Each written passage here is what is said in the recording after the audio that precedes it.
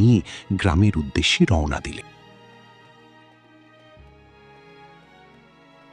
প্রায় 2 ঘন্টা যাওয়ার পর তারা বাড়িতে পৌঁছালেন।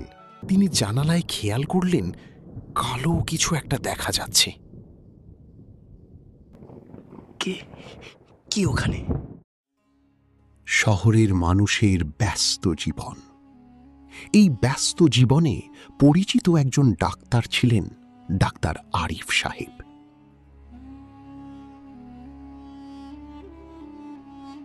ডাক্তার সাহেব, আপনাকে সত্যি কি বলে যে ধন্যবাদ দেব বুঝতে পারছি না। ধন্যবাদ দেওয়ার কিছু নেই, আমি তো শুধু আমার দায়িত্বটাই পালন করেছি। না ডাক্তার সাহেব, আপনি না থাকলে আজ যে কি হয়ে যেত ভাবতেই পারছি না। বিপদের সময় তো একে অপরের পাশে দাঁড়াতেই হয়।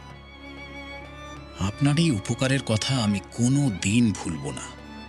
সত্যি বলছি, আজ আপনি আমাদের অনেক বড় বিপদ থেকে বাঁচিয়েছেন।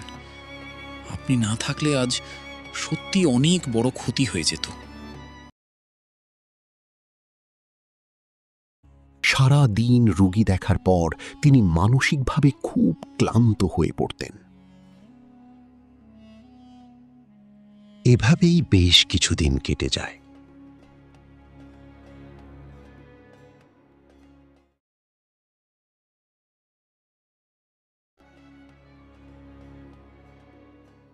শহরের এই ব্যস্ত জীবন থেকে একটু বিশ্রাম নিতে তিনি কয়েকদিনের ছুটি নেওয়ার সিদ্ধান্ত নিলেন।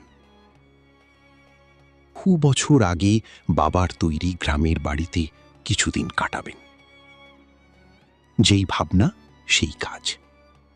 আরিফ সাহেব তার বিশ্বস্ত কর্মচারী হরিকে নিয়ে গ্রামের উদ্দেশ্যে রওনা দিলেন। প্রায় 2 ঘন্টা যাওয়ার পর তারা বাড়িতে পৌঁছালেন। তাদের আসার কথা জানতে পেরে যে বাড়িটি দেখাশোনা করে, করিম বাড়িটি পরিষ্কার করে রেখেছে। আসুন বাবু, আসতে কোনো অসুবিধা হয়নি তো? না না, আসতে কোনো অসুবিধা হয়নি। বেশ, আপনারা আসবেন জেনে আমি বাড়িটি সুন্দর করে পরিষ্কার করেছি। আশা করি আপনাদের কোনো সমস্যা হবে না। আর একটা কথা, রাতের বেলা যা কিছুই হয়ে যাক না কেন, বাড়ি থেকে বের হবেন না। রাতের বেলা বের হতে পারবো না কেন? অনেক দিন আগে এখানে একটি স্বামী স্ত্রীর পরিবার থাকত। কোনো এক ঝড়ের রাতে মেয়েটির স্বামী বজ্রপাতে মারা যায়।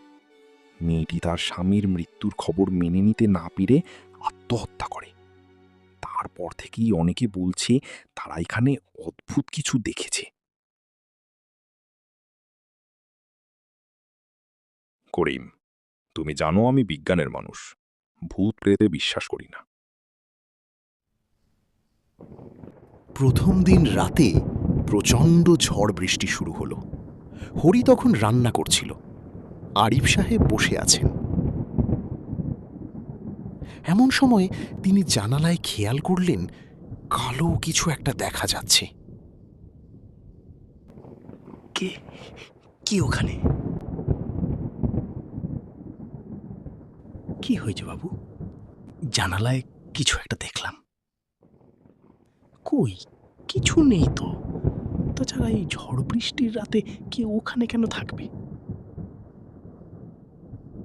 আরিফ সাহেব ভাবলেন হয়তো চোখের ভুল।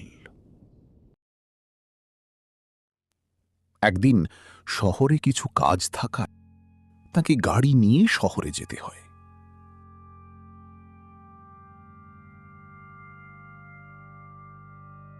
শহরে কাজ শেষ করে সে বাড়ি ফিরছিলেন।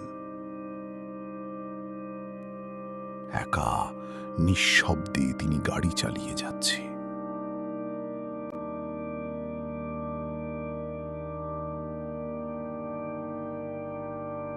এ কি? বাড়ি এমন অন্ধকার কেন?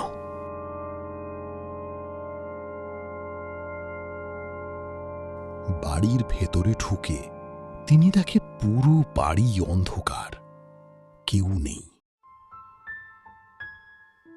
আচমকা ছাদ থেকে একটি সুর ভেসে আসে। আরিফ সাহেব ছাদে যান সুরের উৎস খুঁজতে। ছাদে যাওয়া মাত্র শব্দ বন্ধ।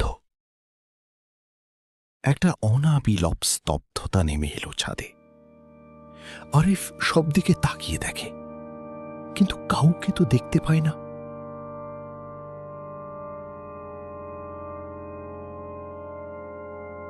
হঠাৎ নিচে তাকিয়ে দেখে হরির নিথর দেহ পড়ে আছে।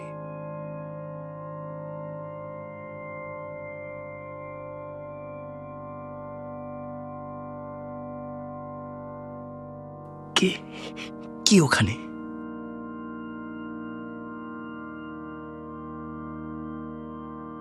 ছায়াটি আরিফ সাহেবের গলা চেপে ধরল, তার নিঃশ্বাস বন্ধ হয়ে আসছিল।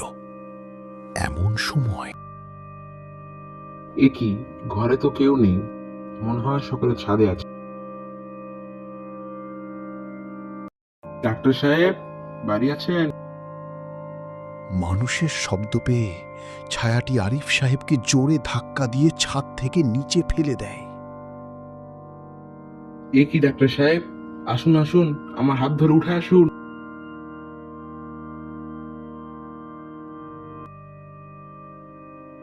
বাড়ি থেকে বের হয়ে আরিফ সাহেব করিমকে সব বলে। আমি আপনাকে আগেই বারণ করেছিলাম এই বাড়িতে থাকবেন না। এই বাড়িটা তো ভুতুরে বাড়ি। আজ রাতটা আপনি আমার বাড়িতেই থাকুন।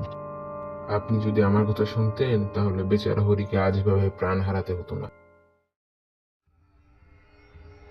পরদিন সকালে গ্রামের লোকেরা তাকে এই বাড়ি ছেড়ে চলে যেতে বললেন।